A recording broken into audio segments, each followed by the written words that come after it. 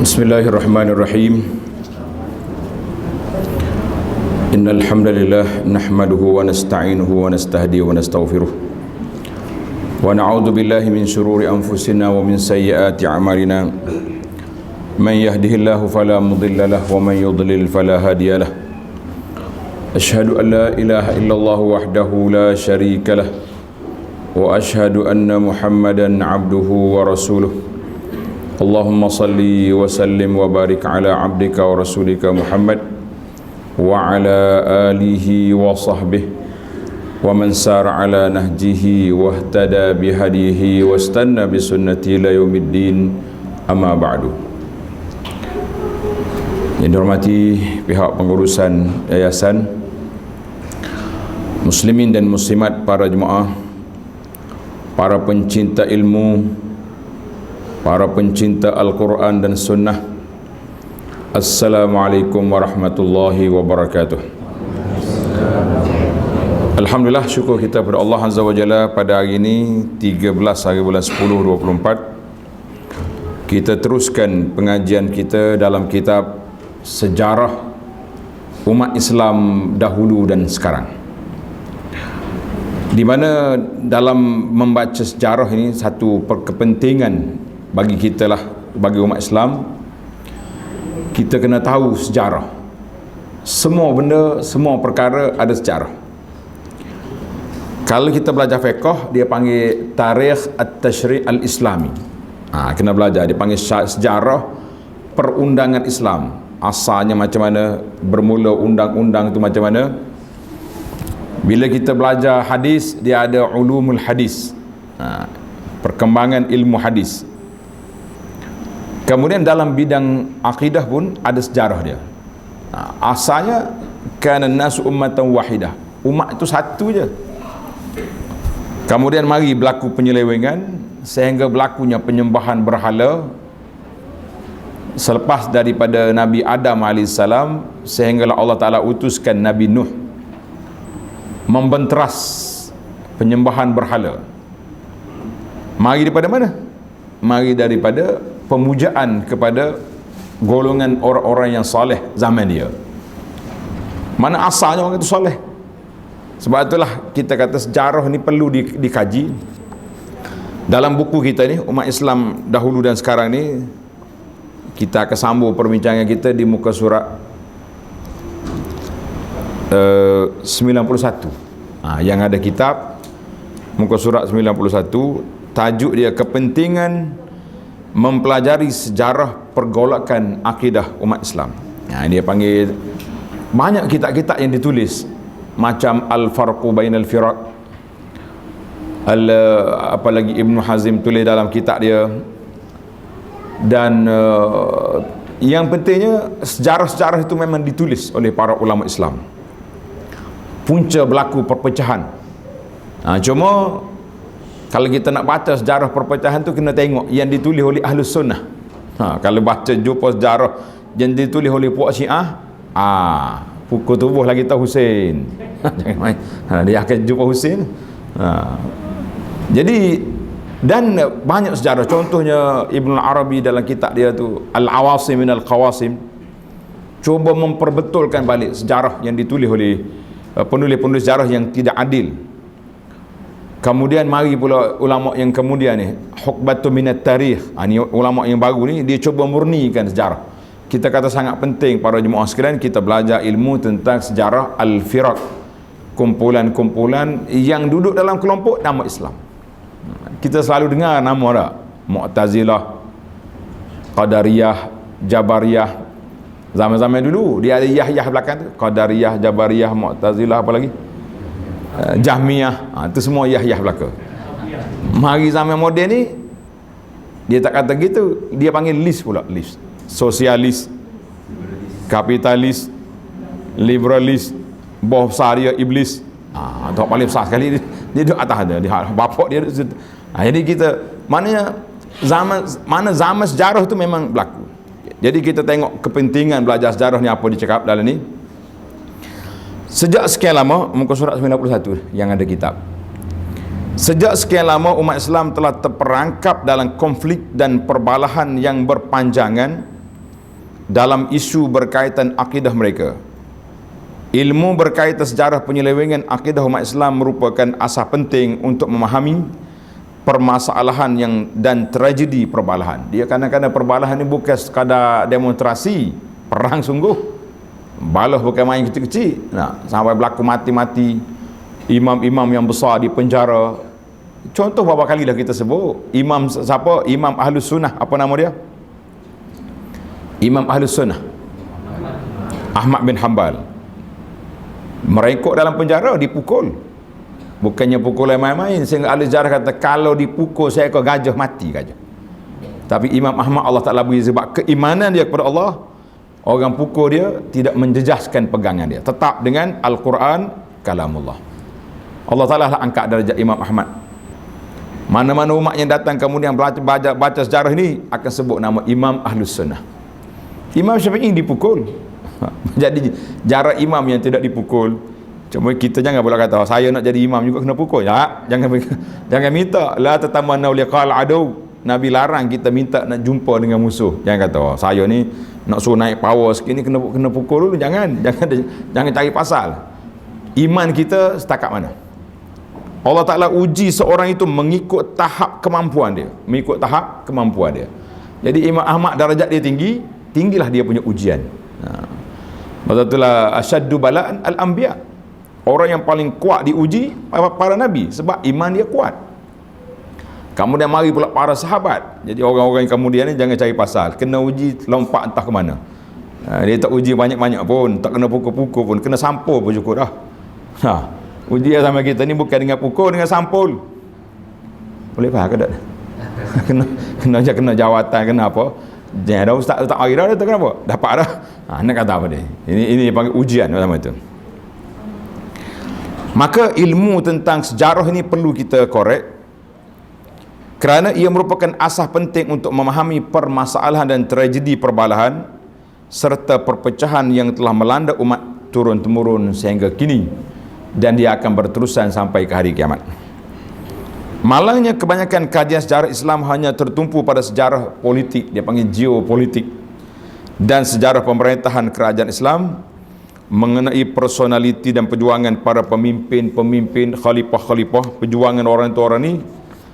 Adapun kajian tentang sejarah pencemaran dan penyelewengan dalam akidah, perpecahan yang timbul rentetan daripada kejadian itu tidak diberi tumpuan sewajarnya, bahkan ada yang mengabaikannya seterus. Bukan kata langsung tak ada, tapi mungkin juzuk tertentu kita tak dapat. Majoriti umat Islam ibarat seperti orang panggil terkongkong lah pemikiran dia. Dia tulis kata bawah tempurung tapi berat dah. Kita slowkan sikit. Jadi majoriti umat Islam macam orang panggil terkurung minda dia tak memikir lebih. Dalam isu berkaitan penyelewengan akidah dibincangkan, mereka terus berada dalam kebingungan melihat keadaan umat yang berpecah belah dengan bermacam-macam aliran pemikiran dan didokong oleh pelbagai puak Islam. Maknanya dalam hadis Nabi jelas. Nabi sebut apa? Berpecahnya ahlul kitab Yahudi 70 apa? 72. Semalam kita baca dalam kitab Muqaddimah Mastikah Hadis. Dia sebut wasataftariqu ummati, umat aku ni pula berpecah kepada 73, lagi banyak. Jadi sahabat radhiyallahu anhum dia tak diam. Kalau dia dengar ini terus dia akan tanya, ya Rasulullah, siapa orang yang selamat? Nabi sebut illa wahidah, yang selamat satu kumpulan je. Jadi sahabat tolong tanya bagi pihak kita, siapa mereka yang selamat? Nabi tegas mengatakan ma ana alaihi wa ashabi, apa yang aku ajar ni dan sahabat aku berpegang dengan dia, itu yang selamat. Maknanya kalau kita nak selamat, kita kembali kepada yang asal, ajaran ori yang ditinggalkan oleh Nabi SAW yang telah disambung oleh para ulama salafus salih dan ulama-ulama yang kemudian akan sampai pada hari kiamat biiznillah azza wa jalla. Tak ada, Allah Ta'ala tidak biarkan hamba-hambanya ini terkapai-kapai tanpa bimbingan, tanpa panduan. Kita ada panduan, kita kata alhamdulillah. Pada hakikatnya kepahaman tentang sejarah ini merupakan satu-satunya landasan, antaranya satu landasan yang membolehkan seorang memahami, menilai dan menganalisis krisis akidah yang melanda umat Islam pada hari ini dengan lebih adil. Pengetahuan ini dapat membantu seorang Muslim memutuskan dengan lebih berkeyakinan di posisi manakah dia harus berdiri dalam kancah kecelaruan ini, dan bagaimanakah caranya untuk dia memelihara akidahnya dari terjejas. Ini kita perlu, bila kita tengoklah orang ni pecah, kemudian neraca timbangan. Ni ada Syekh Ali Hafizullah, dia tulis Fiqh Al-Mizan, fiqh timbangan. Kita nak timbang pemikiran kita ni, apakah neraca penimbangan. Kalau neraca tu rusak, dalam ada satu tulisan yang saya terjemahkan dalam buku Islam Cara Hidup tu, dia tajuk dianya Ikhtilalul Mawazin, neraca tak seimbang. Ini bila kita neraca tak seimbang, maknanya timbangan kita pun tak betul.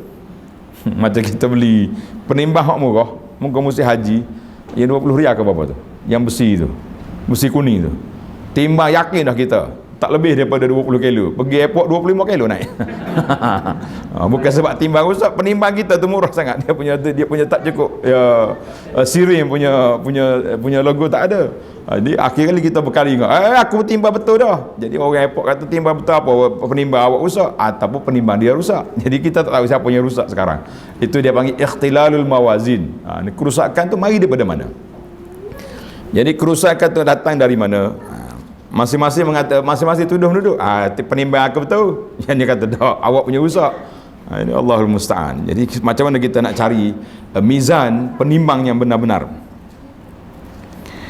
Seorang Muslim yang menguasai ilmu tentang sejarah penyelewengan akidah umat Islam juga lebih mampu dengan izin Allah Azza wa Jalla untuk mengatur pelan berkesan untuk mengislahkan kemeluk ini, terutama untuk dirinya dan sekurang-kurangnya untuk ahli keluarga dan juga masyarakatnya biiznillahi azza wa jalla, dengan izin Allah azza wa jalla. Jadi kita kena tengoklah di manakah mizan ataupun neraca timbangan. Kajian tentang sejarah penyelewengan akidah dan perpecahan umat Islam merupakan sebuah kajian yang agak berat, kerana akidah yang rosak dan batil secara umumnya bersifat rumit dan bercanggah-canggah berbanding dengan akidah Islam yang suci, yang berteraskan Al-Quran dan Sunnah yang sahih, yang bersifat mudah dan konsisten. Maknanya hak Islam ni tak ada payah, ambil daripada Quran, ambil daripada Sunnah yang ditafsirkan oleh para ulama, cukup. Yang payah, yang berbelit-belit ni, cuba tuan-tuan tengoklah buku, banyak buku yang diterbitkan dalam di Jakim pun ada tulis, di BP pun ada keluar tentang hakikat batiniah contohnya. Kita baca pun kita tak faham, profesor baca pun payah nak faham, sebab dia punya berbelit-belit, pusing sana pusing sini, yang menyebabkan kita kata apa benda ni, awak tak faham, kena mari belajar. Nak mari belajar duduk sini, duduk di sini tak tahu apa bila kita nak cerdik. Sebab ada seorang saya jumpa tu dah setahun dah tak solat, sebab dia jumpa sebuah hadis. Nanti kita baca hadis dalam contoh nanti. Sungguh pun begitu, kesulitan ini tidak seharusnya mematahkan semangat umat Islam untuk terus mencari akidah yang benar, kerana tiada siapa pun mempunyai pilihan kecuali berpegang kepada akidah yang tulen bagi menjamin kejayaan hidupnya di dunia dan di akhirat. Lebih-lebih lagi, berpegang kepada akidah hak adalah fardu ain atas setiap individu Muslim, kerana akidah tauhid adalah hak yang bertepatan dengan Al-Quran dan Sunnah, ialah syarat utama bagi seorang itu masuk syurga dan kekal dalamnya. Dia panggil keimanan kita kepada Allah Ta'ala yang murni, itulah yang selamat. Kalau tidak murni, macam mana kita nak selamat? Aqidah atau tauhid yang sahih, yang murni, juga merupakan syarat terpenting bagi penerimaan ibadat di sisi Allah. Hanya ibadat yang dibina di atas tauhid yang murni dan dilaksanakan bertepatan dengan syarat sahaja diterima oleh Allah Azza wa Jalla. Sebagaimana kata ulama salaf, Al-Fudail Ibn Iyad rahimahullah ta'ala, masyhur daripada dia, maknanya syarat nak qabul amalan itu nak dikabulkan oleh Allah Ta'ala, dan sesuatu amalan itu nak jadi amalan itu soleh, amal soleh atau tidak, dua syarat ni mesti dipenuhi. Syarat yang pertama apa dia? Kita kena ikhlas, maknanya niat kita suci. Innamal a'malu binniyat. Semua amalan kena ada niat. Nak makan nasi niat juga. Nak makan nasi kena niat ke tidak? Niat juga. Niat nak apa? Niat nak makan. Dia perkara yang harus, tulis dia punya kaedah. Perkara yang ibadat kita kena niat. Kalau tak niat tak jadi. Perkara yang harus tak perlu niat. Tetapi dengan niat baik kita berpahala. Itu untung. Makan nasi contohnya. Kita buat contoh yang simple ni, makan nasi. Tuan-tuan dan puan-puan pernah berniat ke makan nasi untuk apa? Untuk kenyang. Lepas tu pergi tandas. Jadi dua tu, yang lepasnya kita tandas lagi. Nak ambil tenaga. Sebab apa nak tenaga? Nak solat, nak ibadat, nak tolong orang, nak berjihad. Boleh pahala makan nasi. Lepas tu kena makan banyak.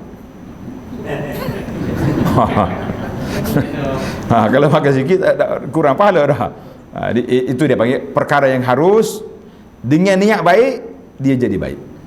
Perkara yang haram dengan niat baik jadi baik ke tak? Tak jadi baik. Tak usah buatlah benda haram dengan niat baik. Macam orang perompok, dia panggil apa, hak pergi rompok.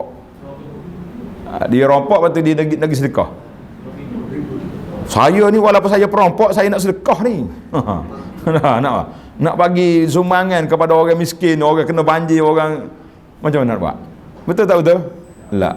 Benda yang haram tidak akan jadi niatlah baik setara mana pun. Macam orang sembelih benda yang haram lah. Dah. Ambil khinzir, pergi sembelih. Takbir dengan spekar lagi. Takbir gaya contohnya. Boleh tak? Ada sungguh cerita baru ni. Kawan kita dia masih Islam kan orang di pendalaman, saya tak sebutlah kumpulan mana, kecil hati pula ke bangsa tertentu.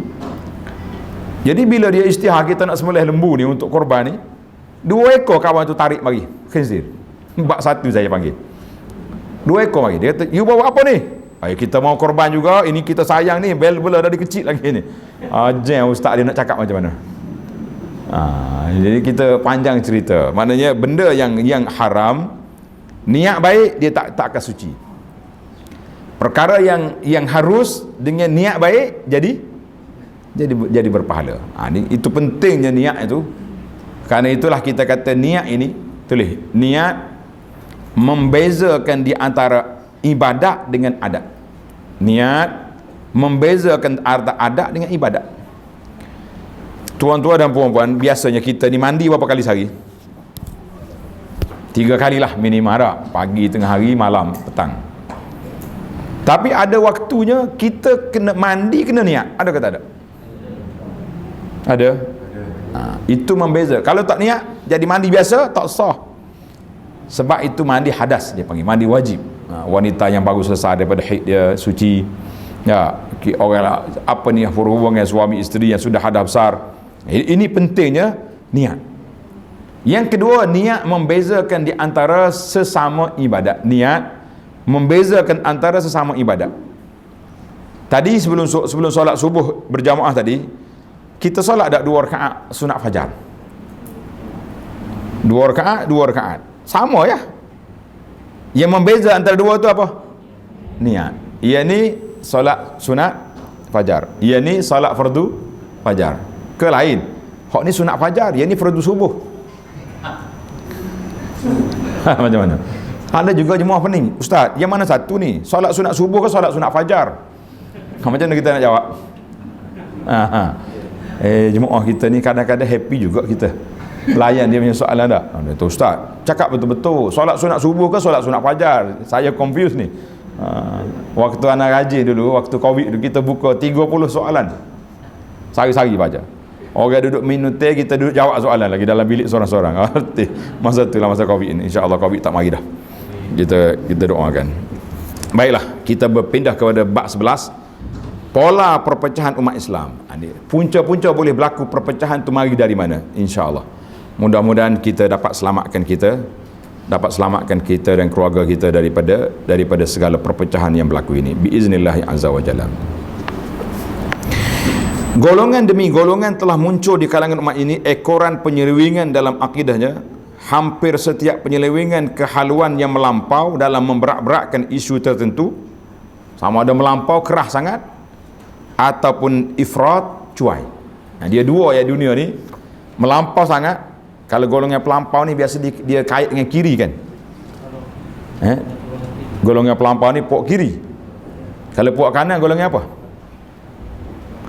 Kan dia tuliskan ini puak pemisah ni, halu apa ni dia panggil, kumpulan kiri ke? Tak ada kata haluan, marah. Kata golongan kiri tak? Maknanya yang penting dua kumpulan mesti ada. Melampau, ifrat, tu dia tengok Arab tu. Melampau dipanggil ifrat, maknanya keras sangat. Dan disusuli dengan tindak balas penyelewengan kehaluan yang bertentangan, iaitulah terlalu meringan-ringankan isu, dia panggil tafrit. Al-ifra' wa tafrit. Ifra' keras, tafrit cuai. Tengok contoh nanti. Kerana itu penyelewengan berbalah penyelewengan bertentangan, saling mengambil giliran sepanjang zaman adalah dalam sejarah akidah umat ini. Setiap golongan yang muncul dan lawannya berikhtiar mengatasi satu sama lain dengan hujah dan bukti masing-masing. Nah, ini menarik ni untuk kita faham. Tengok nota kaki dia. Contohnya, apabila muncul golongan khawarij. Apa dia golongan khawarij? Belajar dah sejarah ni, tak ingat sejarah. Golongan khawarij ni siapa? Golongan yang bangun menentang siapa? Sayyidina Ali. Itu sejarah awal lah. Lepas tu marilah mana-mana khalifah pun, kalau orang menentang dia tu dikira khawarij lah tu. Cuma mari zaman kita ni jangan duduk khawarij, kemudah khawarijkan orang. Kadang-kadang kita ni bila tengok orang lain buat, kita kata khawarij. Waktu kita buat dulu, nama dia reformasi contohnya. Itu beza. Itu lain dia punya cara. Jangan duduk, dia panggil itu double standard, dia punya cara. Khawarij ni asal dia muncul daripada zaman Sayyidina Ali radhiyallahu anhu, iaitulah golongan yang menentang Ali. Dia punya pegangan dia, akidah dia memberak-berakkan pengertian iman dan mendakwa bahawa amalan adalah syarat sah iman seseorang di sisi Allah Ta'ala, lalu menghukum bahawa sesiapa yang melakukan dosa besar boleh membatalkan iman dan boleh kekal dalam neraka. Dia panggil takfir al-murtakib al-kabir, kabair. Orang buat dosa besar dikira berat. Jadi habislah. Pasal tu anak jumpa dengan satu kumpulan, dia panggil puak-puak khawarij moden, nama dia Ibadi. Yang mana Ibadi zaman lalu ni tak tahu lah. Zaman kita ni banyaknya liberal dah. Khawarij moden pun liberal, Syiah moden pun liberal juga, orang Islam pun moden pun liberal juga. Jadi lain dia punya pendekatan. Tetapi yang ni, contohnya khawarij ni bila dia janji dengan seorang, kita akan jumpa di bawah pokok ni pukul 5 petang. Dia mari tunggu pukul 4.50 dia ada kat situ. Dia tunggu sampai maghrib tak mari lagi, dia solat maghrib, mari tunggu tak mari lagi sampai setengah malam, cukup masa jatuh kafir dah orang tu, sebab janji tak tunai. Jangan gurau. Ini dia panggil terlalu kerasnya dia punya pegangan, pahaman tu terlalu keras sampai mereka salah tunai janji pun sudah jadi kafir. Kita tetap mengatakan orang yang bohong itu dosa besar, bukan mudah-mudah, tapi taklah jadi kafir. Satu kumpulan. Muncul pula golongan yang kedua, dia panggil tafrid, golongan yang cuai, yang orang panggil terlalu lega, iaitulah golongan murji'ah. Tulis mim ra jim alif ta bulat, hamzah atas, payah nak tulis mim ra jim hamzah atas rumah, dia panggil hamzah tengah, ta murji'ah. Siapa dia tulis betul bijak, murji'ah tulis. Jadi geng gulam murji'ah ni sebagai tindak balas yang mendakwa bahawa iman saja cukup dengan pengiktirafan dalam hati dan amalan bukan sebahagian daripada hakikat iman. Jadi puak dia ni beres. Siapa dia beriman la ilaha illallah Muhammadur Rasulullah, kemudian dia tak solat ke, dia tak utuh aurat ke, dia tak apa, iman dia sama. Mantap. Bahkan kalau kita tengok kepada ghulatil murji'ah, pelampau murji'ah, dia kata orang dah mengucap ni iman dia satu level dengan malaikat, satu taraf dengan Sayyidina Abu Bakar dengan Umar, walaupun dia tak salah. Itu kita kata ini kumpulan yang berbahaya, sebab yang ni cuai, yang tadi keras. Maka marilah kumpulan yang pertengahan, dia panggil kumpulan Ahlus Sunnah wal Jamaah. Jadi Ahlus Sunnah dia letak dua-dua, orang yang dosa besar berdosa tapi tidak kafir lagi. Orang yang cuai dalam ibadat berdosa tetapi kita nak kata kafir tak lagi. Cuma perlu kepada taubat, istitabah. Kita bawa dia ke muka pengenalan, dibawa ke mahkamah dulu, ajar dia supaya kalau dia menentang juga, dia engkar juga kewajipan tu, barulah jatuh hukum. Itu dia panggil kumpulan wasat. Kumpulan yang di lorong tengah ni, kumpulan yang sederhana ni, kumpulan yang baik. Sebab apa? Inilah kumpulan yang selamat, tidak cuai, tidak keras. Jadi kita duduk di situ, alhamdulillah. Marilah kita berpegang dengan pegangan Ahlus Sunnah wal Jamaah. Ada juga kumpulan lain pula, macam tengok dah contoh ni lah. Dalam bab akidah ni dia panggil kumpulan, ada kumpulan musyabbihah. Musyabbihah ni Allah Ta'ala tu sama dengan makhluk. Kumpulan mujassimah. Mujassimah ni bagi dia Tuhan berjisim macam makhluk. Siapa dia tokoh dia? Tulis, tak ada dalam buku ni. Nama dia Daud Al-Jawaribi. Daud Al-Jawaribi ni bagi dia Allah Ta'ala tu berjisim seperti makhluk, ada darah, ada tulang, ada belaka. Itu kata-kata Daud tu, jangan pergi potong sekat dia tu, tengok abuanan macam ni, jangan main. Fitnah besar. Daud Jawaribi, dia ketua, dia panggil Ra'sut Tajsim, kepala bagi mujassim.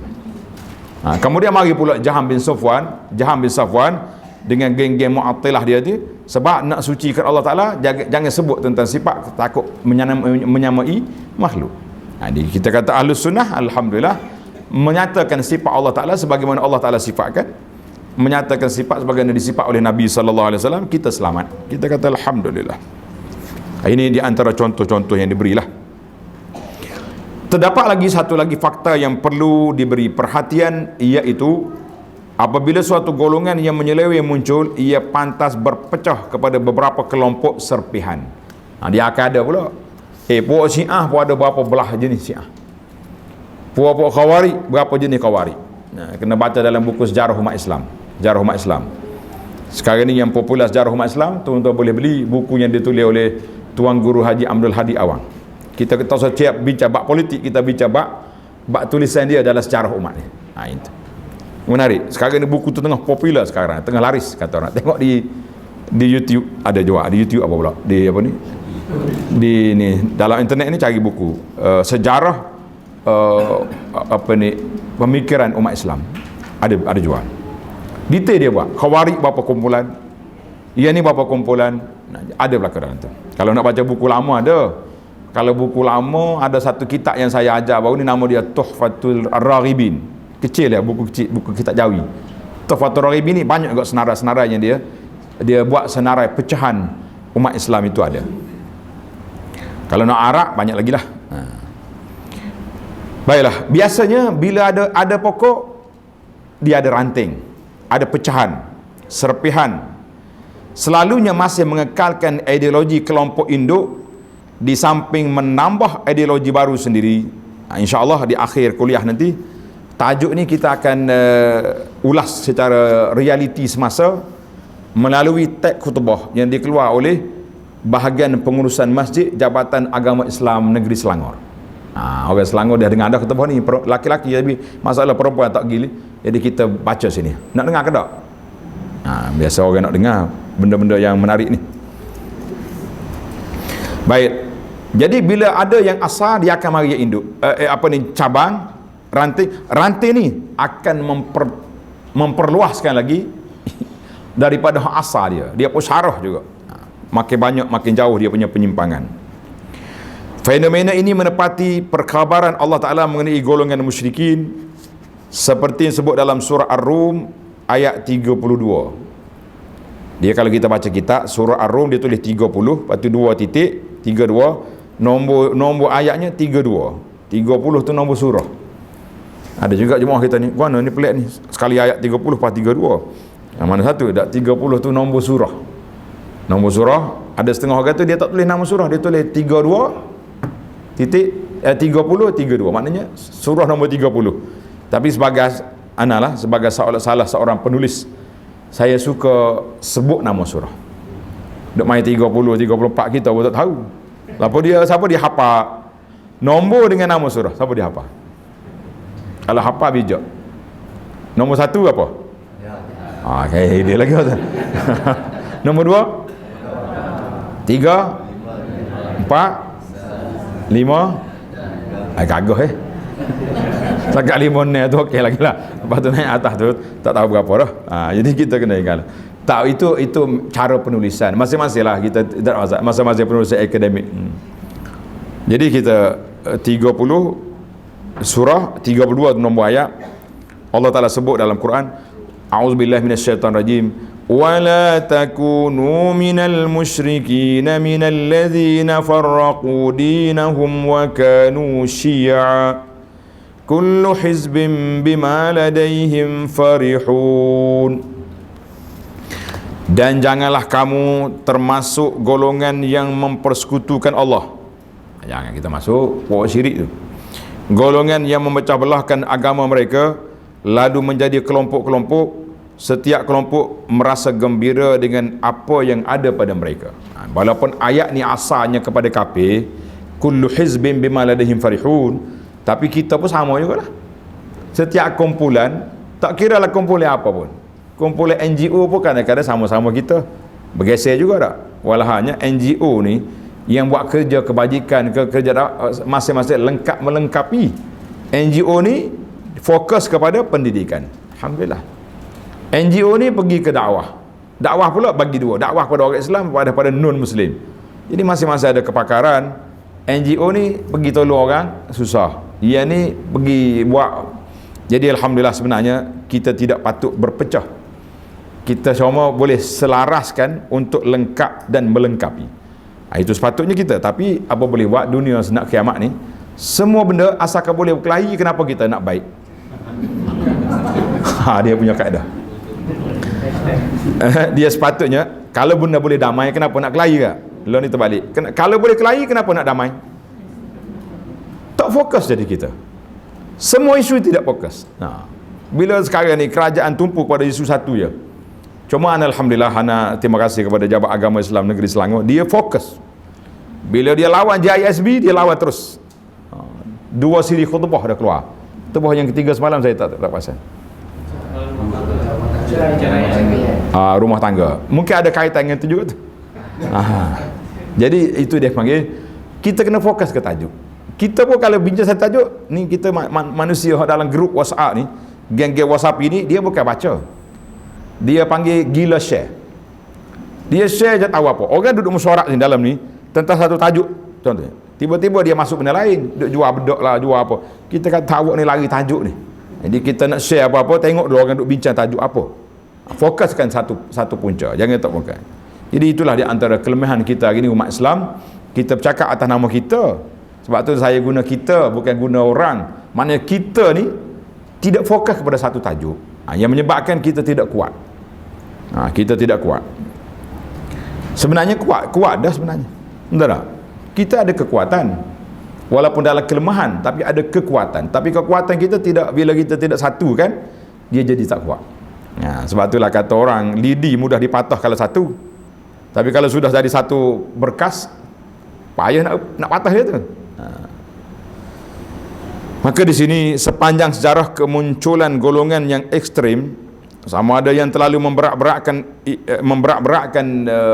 kepahaman dia, ifrat dia panggil, atau terlalu ringan-ringan, tafrid, hanya golongan yang berpegang teguh dengan wahyu Allah Ta'ala sahaja yang kekal kukuh, berada di atas jalan yang wasat jalan yang sederhana, jalan yang tengah, yang tidak ke kanan, tidak ke kiri. Jalan pertengahan yang sederhana ialah jalan Al-Quran dan Sunnah, mengikut kepahaman para ulama Islam yang muktabar daripada salafan wa khalafan. Inilah jalan hak, destinasinya tidak lain, tidak bukan, ialah keredaan Allah Azza wa Jalla dan syurga.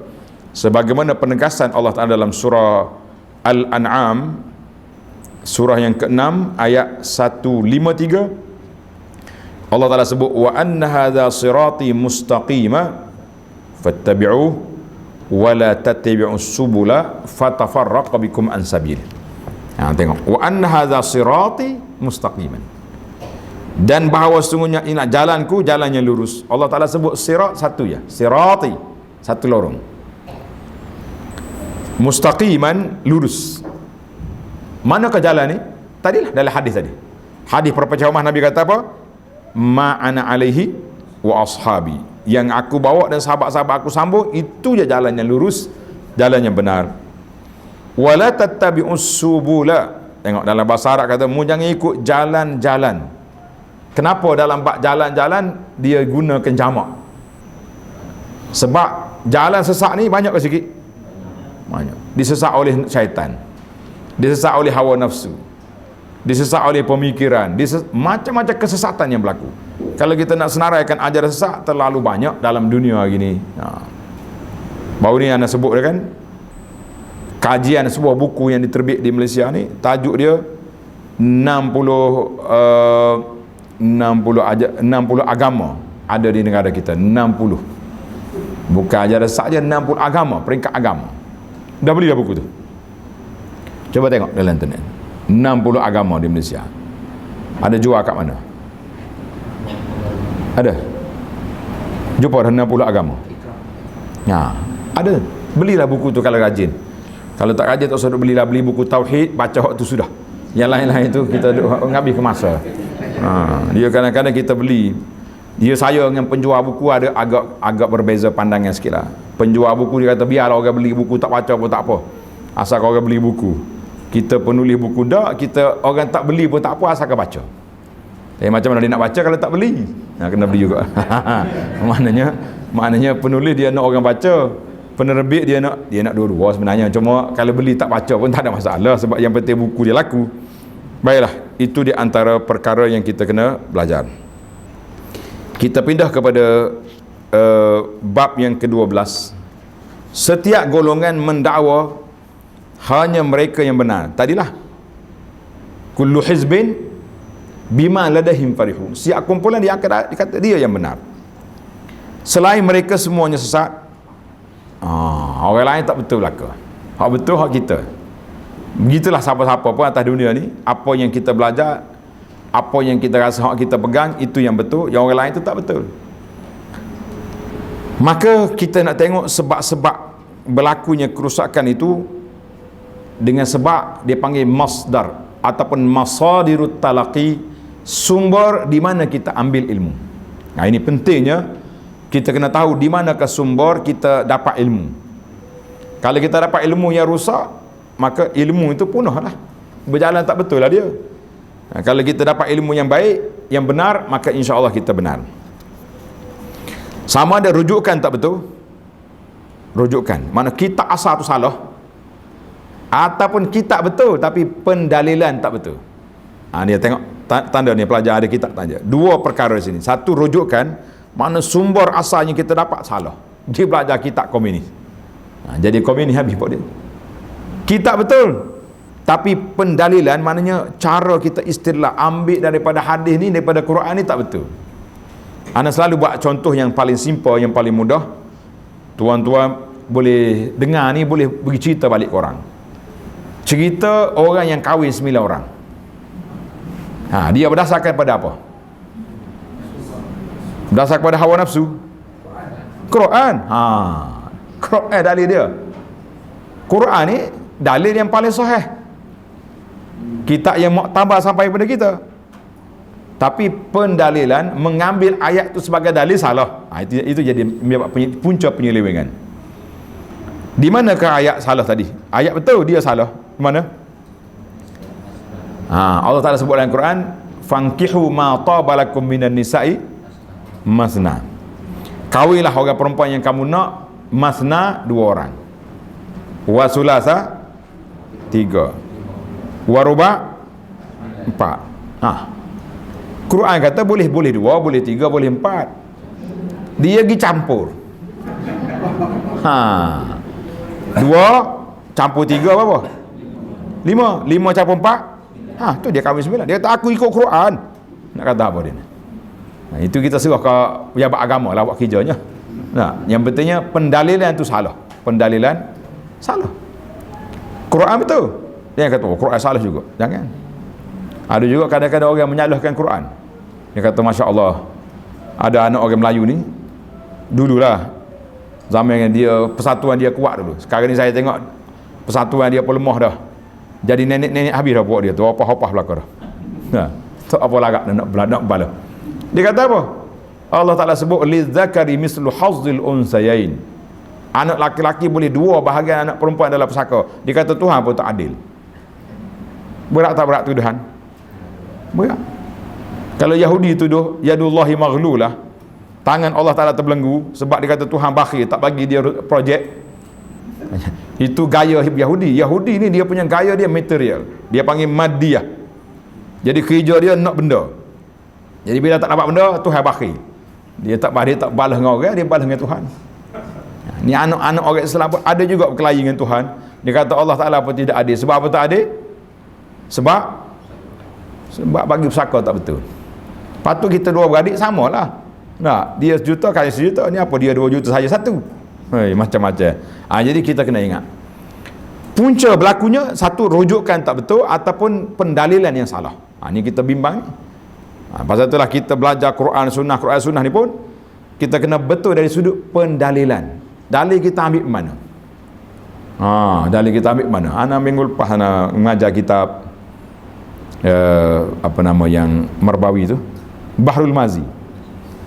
Bahrul Mazi dia bawa hadis tentang orang nak rokok, nak sujud, turun tangan dulu ke lutut dulu? Tangan dulu, lutut dulu. Panjang juga perbincangan tu. Sampai saya keluar video. Kalau turun lutut dulu, X pakah. Kena tangan dulu.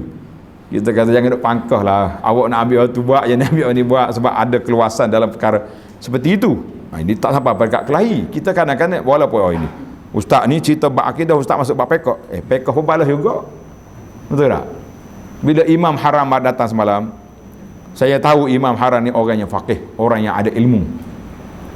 Bila dia solat jemaah, dia tahu jemaah di sini jemaah mazhab Syafi'i. Bismillahirrahmanirrahim. Bertepuk tangan orang belakang. Lepas solat tepuknya. Waktu solat tak tepuk. Jangan pula. Dia kata imam dah jadi mazhab Syafi'i dah. Mari baca bismillah sini. Maghrib esok tak bunyi dah. Alhamdulillah. Sebab apa? Dia faqih. Orang kita dia sebutlah ketika jemaah kan ramai, masyarakat kita ni jemaah ni solat yang wajib berjamaah. Jadi dia supaya tak ada timbul apa-apa masalah, top solat jemaah dibaca bismillah kuat. Jadi orang belakang pun tak ada mikir apa dah. Imam bismillah, beres. Dia tulis pula imam lebih pandai daripada orang hak sini. Hak ikut sunnah sini tak baca, imam mari buat pula balas pagi pula. Berkelahi pula sepetang pula berkelahi mana? Balas pula di Facebook. Kerja tak ada kerja sungguhlah budak-budak ni. Baiklah. Itu imam pakai. Alhamdulillah. Ana sekali mengiringi imam Masjid Madinah. Dia ada Abu Anas lah, iring imam besar. Kita pun nak juga ikut imam ni. Imam Masjid Haram bukan imam main, bukan imam kapur kita. Ikut dia. Sampai waktu nak solat, seorang pegawai besar mari. Ustaz, Abu Anas? Ya. Cakap dengan imam, suruh dia baca bismillah kuat. Lepas solat suruh dia zikir, doa. Lain macam. Ini Abu Anas mau ajar imam Masjid Haram kau kata. Kita lah toleransi. Dia datang sebagai tetamu, dia datang dengan ilmu dia.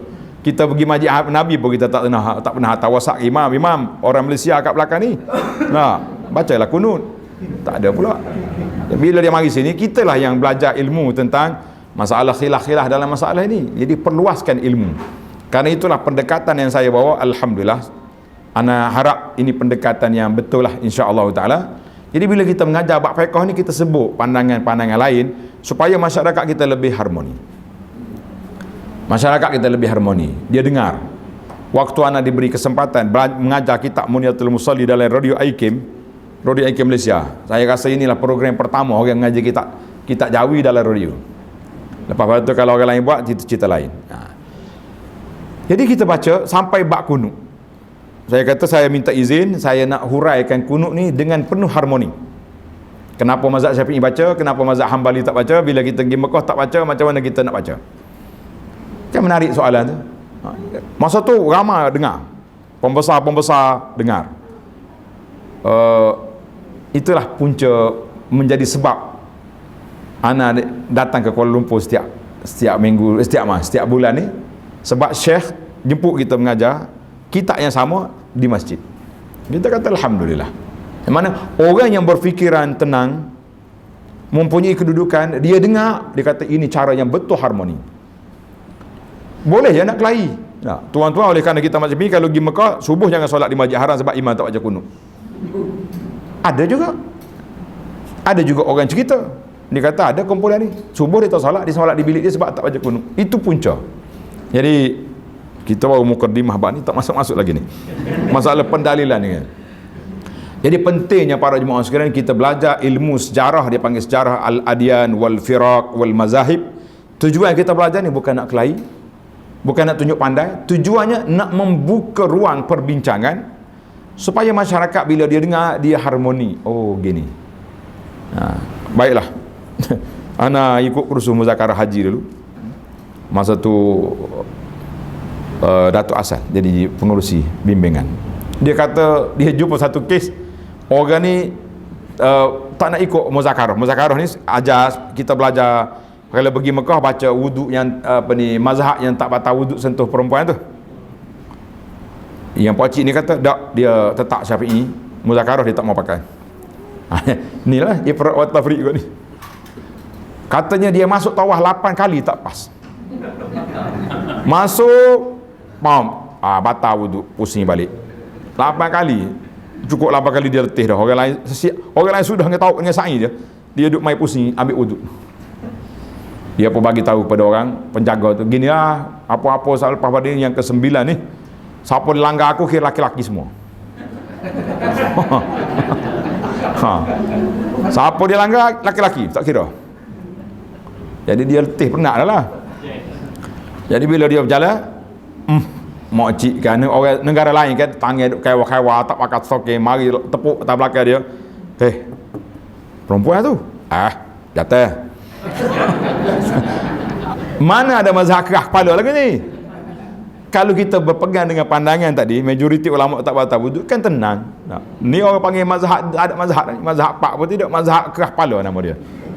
Mana boleh macam tu? Itu kepentingannya kita belajar dari sudut akidah. Sama juga dalam bab akidah. Kalau kita belajar pecahan mari daripada mana?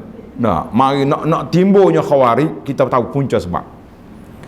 Nak timbulnya Syiah, dia panggil Rafidah, kita tahu punca sebab. Nak timbulnya siapa lagi tu? Jabariyah ke? Qadariyah ke? Jahmiyah ke? Mari daripada mana? Mujassimah ke? Mari daripada mana? Barulah kita tahu, oh gini susu galur dia. Sebab itulah bila orang buat tuduhan kepada kita, contohnya sekian-sekian, dia kata ustaz tak ngaku. Nak ngaku kan tuduhan jahat. Dia tuduh kumpulan ni menyamakan Allah Ta'ala dengan makhluk. Siapa dia nak mengaku? Pukul mati hidup balik kita tak akan mengaku. Sebab kalau mengaku kafir lah orang tu. Sebab tuduh kata Tuhan sama dengan makhluk. Itu perbezaan yang cukup ketara. Senarai sebuah negeri mengeluarkan senarai 10 perkara kepada pahaman tertentu. Jadi kalau kita pergi mengaku satu daripada kumpulan tu pun sesak dah kita. Jadi hati-hatilah para jemaah sekalian, kerana itulah perangkap-perangkap yang dimain dalam masalah ini. Kalau benda tu luas, perluaskanlah. Kalau benda tu sempit, kita persempitkanlah. Tapi yang luas jangan dipersempitkan, kerana susah kita nak berjalan. Baiklah. Setelah umat Islam, tengok kita 97. Setelah umat Islam berpecah pada golongan yang banyak, setiap golongan mendakwa mereka lah yang berada di jalan Allah yang lurus, manakala yang lain sesat. Sebagian dalam surah Ar-Rum yang kita baca tadi, kullu hizbin bima ladaihim farihun, setiap kelompok merasa gembira dengan apa yang ada pada mereka. Masing-masing mengaku mengambil akidah mereka daripada Quran dan Sunnah. Walaupun pegangan mereka bercanggah dengan Quran dengan Sunnah itu sendiri, tapi semua kita berpegang dengan apa yang diajar oleh Nabi SAW. Taraktukum, aku tinggal kepada kamu kitab. Nah, ada kata riwayat kata kitab dan Sunnah. Jadi masing-masing kita tak situlah. Pegangan mereka, contohnya ideologi batiniyah. Batiniyah ni bahaya. Pegangan golongan ekstrim Syiah dan juga golongan pelampau ahli tasawuf. Jadi ahli tasawuf ni ada dua kumpulan, tuan-tuan. Bila sebut tasawuf jangan marah celak mata selalu. Tasawuf yang baik, yang murni, sebagaimana disebutkan kepada Al-Fudayl bin Iyad, Al-Junaid, contohnya Al-Hasan Basri, itu tasawuf yang murni. Semua orang nak bersihkan diri. Tapi golongan tasawuf yang kiri tadi, yang letak ilmu batiniyah tu dalam ajaran, itu yang salah. Sehingga mendakwa makhluk itu tasawuf yang mengagungkan manusia seperti imam dan syekh ke tahap melampau, sehingga mendakwa makhluk itu memiliki sifat ketuhanan seperti mengetahui ilmu gaib, diberi keistimewaan tidak terikat dengan syariat Allah Ta'ala dan sebagainya. Nah, ini muqaddimah dia. Maknanya dengan sebab tadi, sebab pokok batiniyah, pokok ajaran yang pelik ni, Tok Syekh dia tahu benda gaib, tahu perkara-perkara yang boleh bantu walaupun Syekh sudah mati. Ini contoh yang saya nak baca kepada tuan-tuan. Benda ni ada dalam internet, boleh cari dalam internet di Jabatan Agama Islam Negeri Selangor. Teks khutbah 4 Oktober 2024. Teks khutbah 4 Oktober 2024 bersama dengan 1 Rabiul Akhir 1446. Ni kalau apa-apa kes, kalau nak kena saman jabat agama, saya baca je. Kita dah lebat saman tak mau. Kita mau masuk nak naik tangga masjid, bukan naik tangga mahkamah. Dalam khutbah ini saya baca khutbah. Tapi tongkat tak payah pegang kan. Dia kata apa ni? Hadirin Jumaat yang dirahmati oleh Allah Taala. Tajuk khutbahnya, betulkan akidah pengikut JISBS. Jelas ni. Ni teks khutbah ni, bukannya ceramah kedai kopi. Isu JISBS sedang hangat diperkatakan sekarang. Persoalannya, saya sebut ringkaslah JISB gitulah. Adakah sama dengan Al-Arkam dulu yang telah diharamkan segala pahaman dan ajaran oleh Jawatan Kuasa Fatwa Negeri Selangor? Adakah buku Aurat Muhammadiyah yang diharamkan sebelum ini masih diamalkan oleh pengikut mereka? Jawapannya adalah sama. Jika fahaman dan ajarannya masih sama antara Al-Arkam dengan JISB yang diamalkan oleh ahli-ahlinya sekarang, oleh itu umat Islam hendaklah berhati-hati dengan dan dilarang berpegang serta beramal dengan fahaman dan ajaran ini. Di manakah punca? Saya tak nak ringkasnya. Kalau nak tunggu sampai tengah hari tak apa. Punca dianya tengok. Beberapa penyimpangan yang ada dalam ajaran mereka. Yang pertama, kepercayaan kepada kebangkitan semula pimpinan Al-Arkam yang telah meninggal dunia seperti Syekh Suhaimi, mati pada zahir sahaja, sebaliknya ia gaib dan lahir semula sebagai Imam Mahdi. Syekh Suhaimi mati dah, tapi tak mati. Dia akan muncul menjadi Imam Mahdi di akhir zaman. Ini satu. Dalam Al-Quran telah dijelaskan bahawa mereka yang telah mati meninggalkan kita, ruh mereka tidak akan kembali lagi ke dunia kecuali dengan kehendak Allah Subhanahu Wa Taala, kalau Tuhan nak hantar. Tapi mana pada asasnya tak balik dah ke dunia ini. Sama ada kembali untuk menziarahi ahli keluarga, membalas dendam, ataupun dari segala macam perbuatan manusia lain yang masih hidup.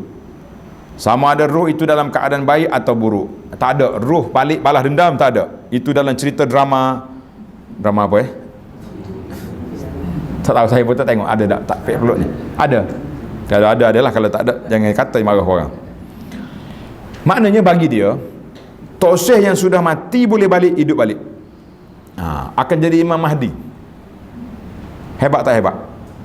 Itu pegangan dia tu. Pegangan dia dalam kitab Aurat Muhammadiyah dia tu, itu yang dipegang oleh mereka. Ini penyelewengan yang pertama.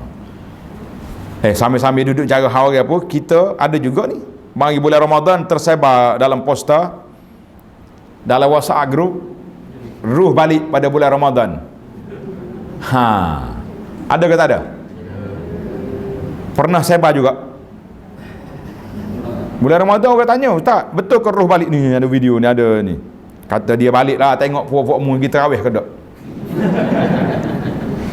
Oh, dia kata, "Apa Ustaz kata gitu?" Dah lah, bagai tak betul. Jawab gitu lah. Ruh dia tak balik dah. Dia duduk di alam dia. Ruh orang mati syahid duduk belegar dekat aras. Tuhan tanya, "Mu nak apa?" Dia kata, "Nak balik semula ke dunia." "Nak buat apa?" "Nak pergi perang semula." Sebab besarnya pahala mati syahid. Allah kata, "Mu tak boleh balik dah." Tak apalah, nak balik sekejap ya, bagi tahu keluarga, suruh perang juga. Allah kata, "Aku bagi tahu." Sebab itulah Allah terbuk dalam Quran, mu jangan kata orang mati syahid itu mati, bal ahya inda rabbihim yurzaqun. Mereka hidup tapi hidup di alam dia, bukan dalam kita. Itu penyelewengan yang pertama. Penyimpangan yang kedua, ni ketaksuban dan pemujaan kepada kepimpinan Asy'ari Muhammad, bahawa beliau memiliki kuasa kerohanian yang luar biasa, dan ada pula dakwaan bahawa mereka percaya Syekh Muhammad As-Suhaimi akan kembali kepada Imam Mahdi. Ketaksuban dan pemujaan kepada pemimpin tidak dibenarkan dalam ajaran Islam dan boleh membawa kekufuran. Sebaliknya ia suatu bentuk ketaatan kepimpinan saja. Yang kalau kita dia hidup, kita taat lah. Tapi kalau dia sudah mati, dia sibuk apa lagi? Cuma kearaannya baik, tapi maka di sini besarnya bala kepada, dia panggil ketaksuban yang melampau kepada Syekh. Dia dakwa Syekh tu ada apa? Ada kuasa. Ana kebetulan ada satu program di Kelantan, di Tok Bali. Program itu tuanku yang resmi jeti tu, tapi ada banner belakang, forum perdana sempena dengan majlis tu. Jadi dia panggil budak-budak, anak-anak Arkam ni menasyid. Jadi dalam nasyid tu dia panggil Sayyidi Abuya Rasulullah Sayyidi Abuya. Kita kata apa benda budak ni? Dalam belakang dia tu banner saya, gambar Abu Anas belakang, dia duduk reseh. Tapi gambar tu tak boleh keluar daripada banner, pakai diam situ. Kalau keluar rasa budak tu kena pulah telinga tarik dah. Tapi masa berbeza, dia menasihat waktu lain, saya ceramah waktu lain. Tapi keluar video, gambar orang atas je. Aku nak Abu Anas ni, gambar demo duduk belakang Rasulullah Sayyidi Abu Yan. Masa tu kumpulan dia kena tahan di immigration Australia. Dia video ada, saya simpan tapi nak cari mana tak jumpa. Dia kata bila rombongan kami ni kena tahan di Australia, jadi kita pun tawassul dengan Abu Ya, immigration tak bagi kita masuk. Sekejap Abu Ya datang, cop pasport, beres masuk. Itu 10 tahun yang lampau sudah berlaku peristiwa ini. Tengok, dia punya ketaksuban yang pelik melampau ni. Lepas tu lah jemaah-jemaah yang pergi Mekah tu, dia panggil Wadi Berkat. Wadi Berkat di Hudaybiyah tu. Oh, besar gambar tu. Main-main. Berapa dah kita tadi? 3 kan? 2 baru. Penyimpangan yang ketiga, ni ketebah ni. Patutnya tebah ni kena baca bergantung kak baru dia jadi. Yang penyimpangan yang ketiga, wujud unsur-unsur khurafat dan syirik dari ajaran asal Arkam, seperti minda Abu Ya adalah wahyu Tuhan. Allah akan beritahu kepada Abu Ya tentang sesuatu penyakit di kalangan pengikutnya, serta dipercayai memiliki ramalan tentang masa depan.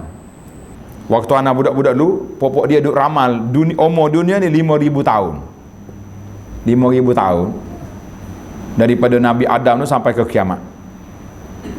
Lah ni berapa ribu dah umur dunia? Berapa ribu dah? Daripada zaman Nabi Adam siapa ke ni, kita dengan Nabi kita pun, Nabi kita dengan Nabi Isa berapa? 570. Lah ni 2024 ni. Hari 2,500 lagi lah kata tu. Nak kiamat kan? Masa tu kita pun, besar pok ni. Saya budak-budak lagi. Dia tengok majalah dia tu lah, majalah. Ramai juga geng baca majalah masa tu kali. Dia tulis tarikh umur dunia kiamat. Dia tahu kiamat bila berlaku kiamat. Cuma dia tak tahu bila dia nak mati je. Tengok ni. Dia tahu masa depan. Walaupun selepas komponen diharamkan dan berubah menjadi rufaqah dulu. Lepas tu GISB, elemen-elemen ini masih dilihat secara tersirat dalam kepercayaan dan amalan di kalangan mereka.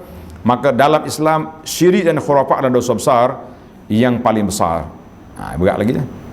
Jangan duduk main. Itu yang ke berapa? Yang ketiga. Banyak lagi. Dalam ni kali dia tak sampai hati nak tulis. Dari sudut masalah makan dan masalah apa, biarlah saya nak berpegang dengan teks khutbah je. Apa-apa terjadi pun biar dia pergi sama pejabat agama. Penyimpangan yang keempat, kepercayaan dan amalan poligami yang tidak mengikut hukum syarak dan undang-undang yang berkuasa. Mereka mengadakan seminar dan kempen untuk memperluaskan amalan poligami dalam kalangan ahli-ahli mereka. Walaupun poligami dibenarkan dalam Islam, pendekatan komponen ini terhadap amalan tersebut sering dikritik kerana ia dilihat sebagai mengabaikan hak dan kesejahteraan wanita dan juga masalah anak-anak dia. Ketua Polis Negara kata, bukan saya kata dah, kumpulan Ketua Polis Negara kata ada seorang tu memiliki 34 orang anak. Kau tak baca dasar khabar? Kalau tak baca tak payah, baca Quran je. 34 orang anak yang dia kena 2. 32 lagi duduk rumah amal. Nak kata apa?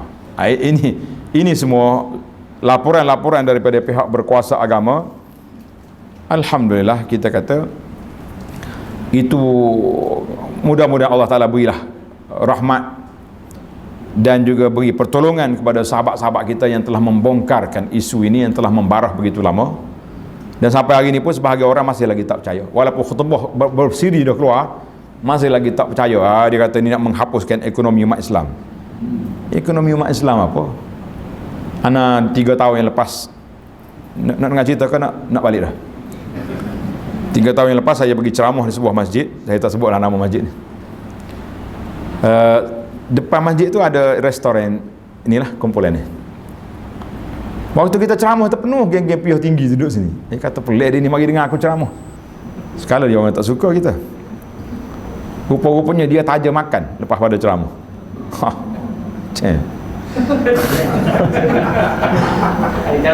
Pengurusi masjid kata, Ustaz, dia orang jemput Ustaz makan. Tak nak. Saya balik lah kata.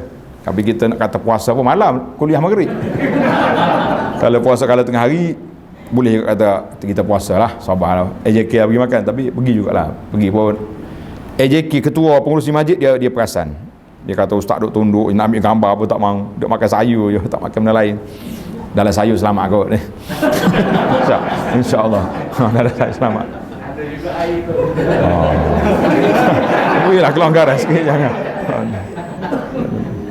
Jadi makan. Selepas pada peristiwa yang tersebut 3 tahun yang lepas, jadi pengurusi tu dia tengok saya tak selesa, dia pun minta maaf. Dia tanya sebab-sebab, kita pun sebutlah apa yang kita tahu mengikut fatwa yang telah keluar pada masa tu, walaupun dengan nama arkam, tapi ini adalah merupakan serpihan anak cucu dia juga. Jadi alhamdulillah jumpa balik pada minggu lepas. Saya pergi masjid yang sama, tapi restoran itu tutup dah, tak ada dah. Turun dah dia punya logo, nama kedai itu dah turun dengan arahan tuanku, arahan majlis. Cuma apa yang kita nak cerita, pengurusi masjid kata hikmat 3 tahun yang lalu bila anda dapat maklumat ini, setiap orang nak berinteraksi, nak sewa bangunan ke, nak bagi tahu apa kerjasama dengan puak ni, dia kata saya sebut Abu Anas cerita.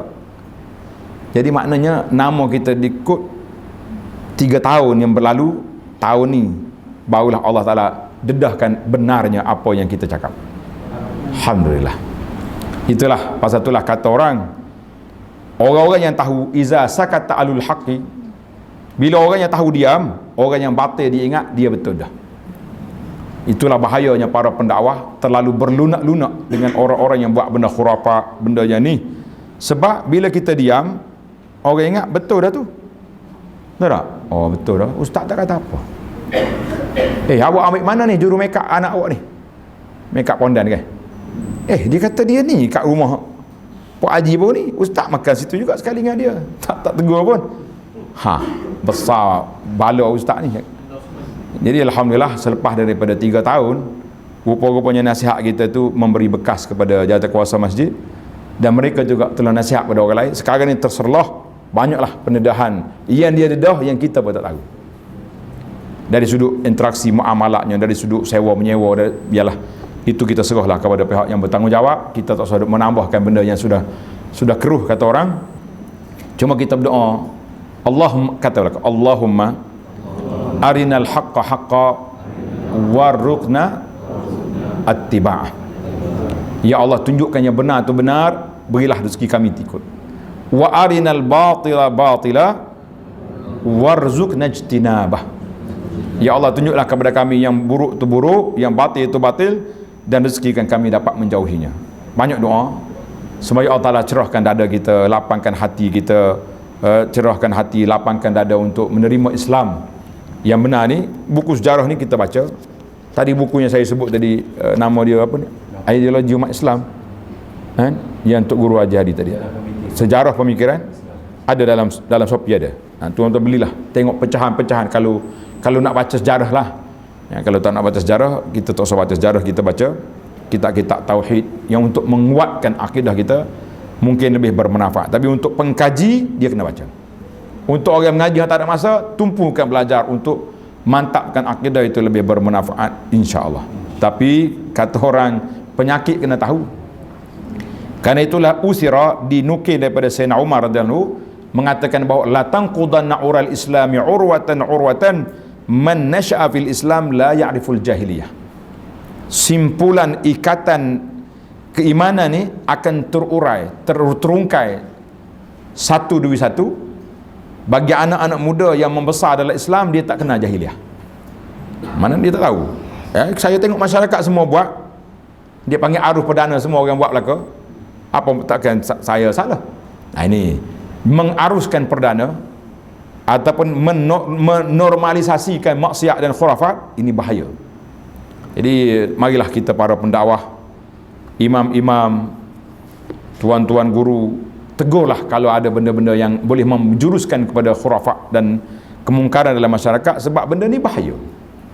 Bahaya ke tidak? Bahaya bila masyarakat tengok tak ada orang tegur, tak ada apa. Ustaz-ustaz pun pergi juga ke kubur besar-besar, kubur berhias contohnya, pakak dia duduk doa situ juga, jadi menyebabkan orang tengok tak apa pergi kubur. Jadi macam kubur berhias tu satu benda yang dibenarkan oleh syarak, sedangkan Nabi larang. Jadi hati-hatilah kita semua. Itulah yang kita nak sampaikan pada tengah hari ini. Mudah-mudahan ada manfaatnya insya-Allah. Barakallahu li wa lakum fil Qur'anil azim, wa nafa'ani wa iyyakum bima fihi min ayati wa dzikril hakim, wa taqabbal minni wa minkum tilawatu innahu was-sami'ul alim. Subhanakallahumma bihamdika asyhadu an la ilaha illa anta astaghfiruka wa atubu ilaik.